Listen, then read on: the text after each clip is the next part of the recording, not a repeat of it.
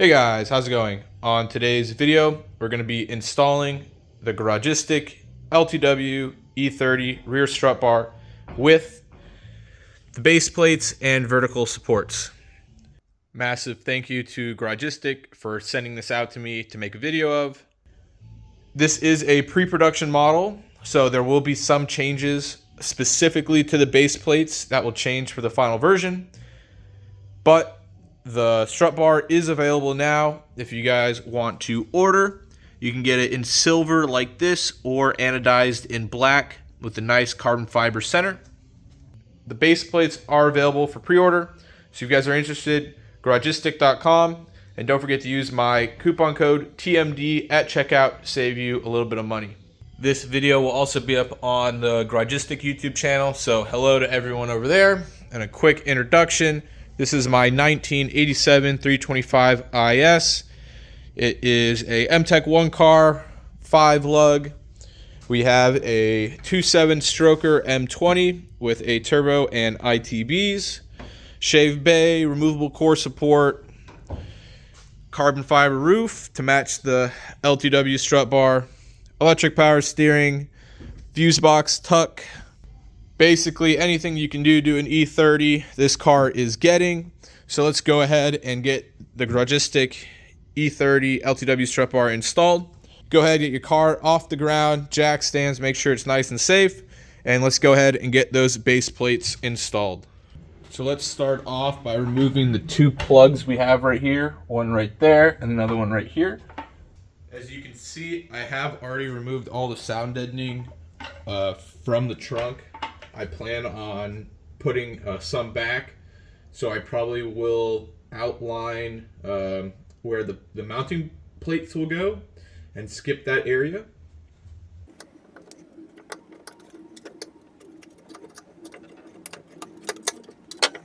Alright, so I already have the holes drilled for aftermarket sway bars.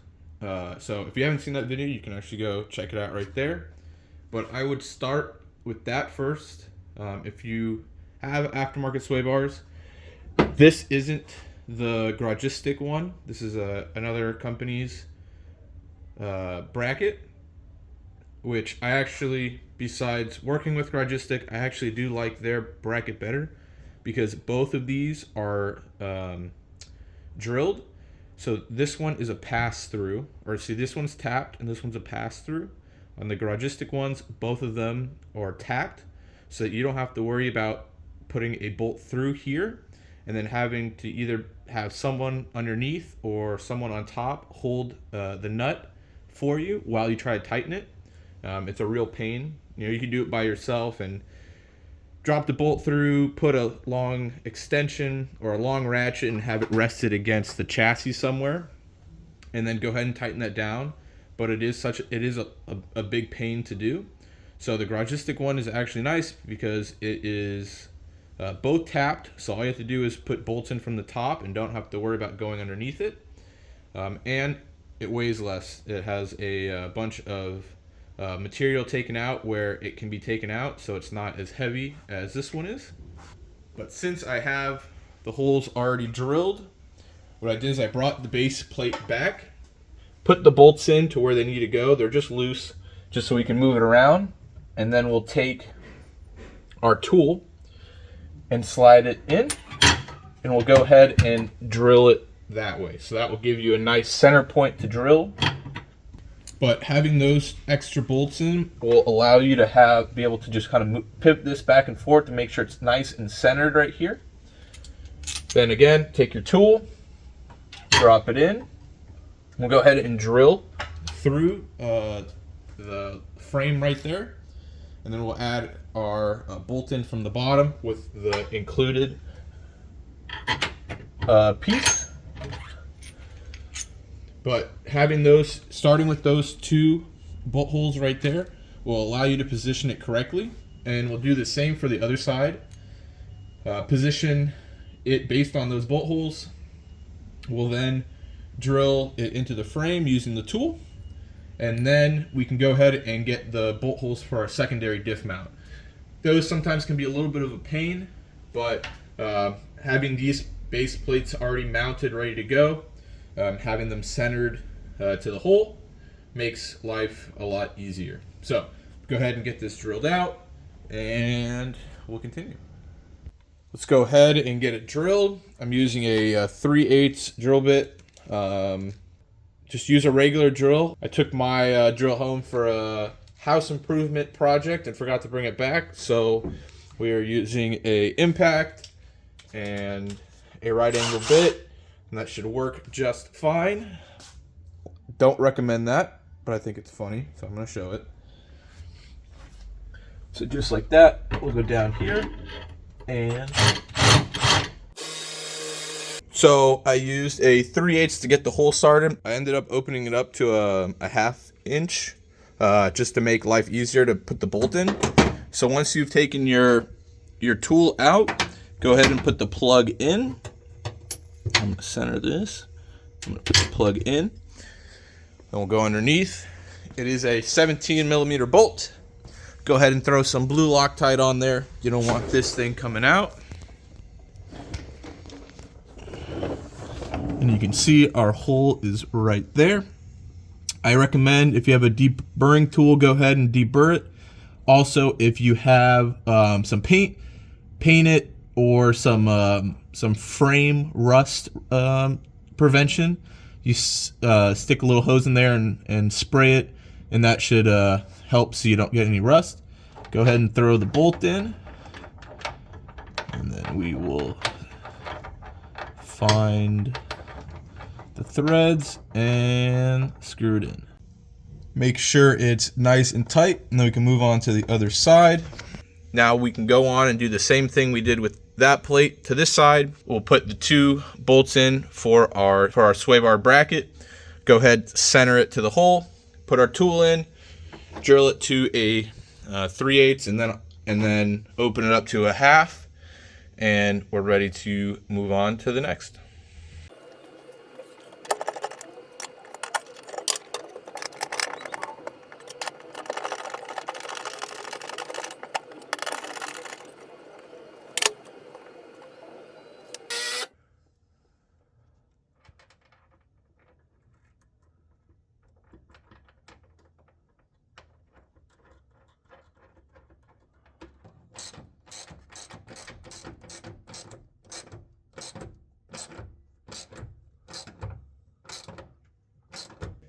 And now for the secondary diff mount. So now that everything's nice and tight, those are in, we can go ahead and drill those 4 holes for the secondary diff mount.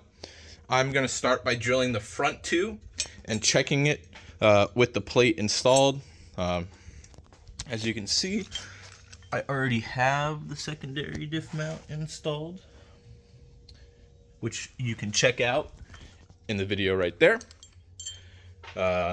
So took this off because I swapped the chassis, but let's go put it back on. So I'm going to go ahead and throw the front bracket on, make sure that the holes line up, and then we will drill the 2 rear holes.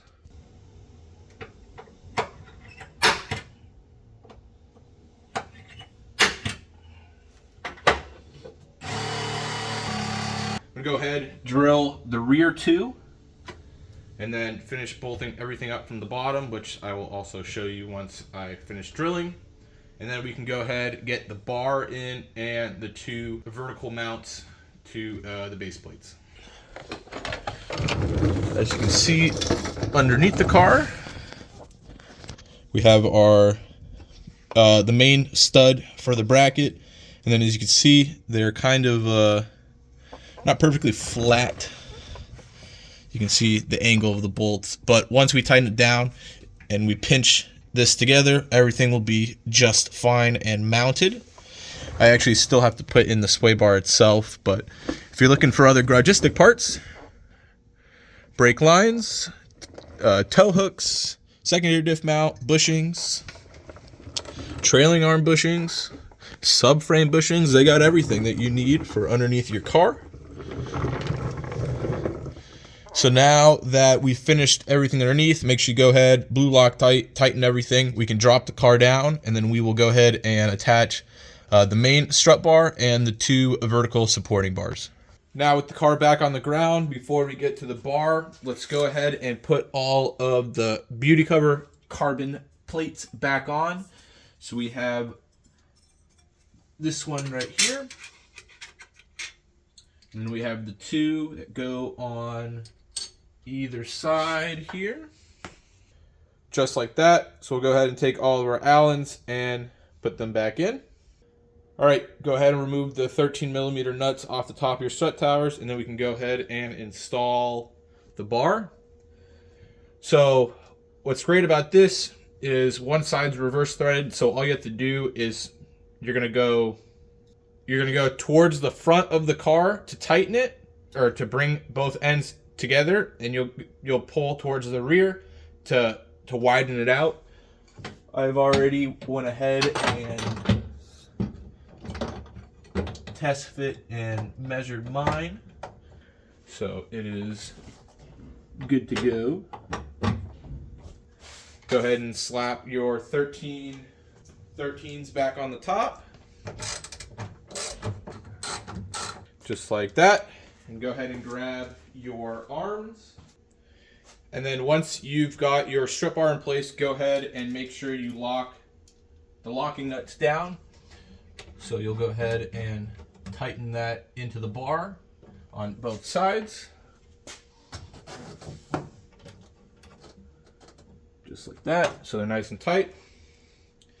Then we're gonna go ahead and grab our vertical bars. So go ahead and take your 13mm out of the top of here, and you will face the captured part, so the threaded part will be on the back. Unless you want to make your life difficult, you can do it the other way if you really don't want to see the top of the bolt, but it'll be much easier on yourself if you do it facing the back. Just like the strut bar, if you twist towards you or towards the back of the car, it'll loosen them, and if you twist towards the front of the car, it'll bring them together.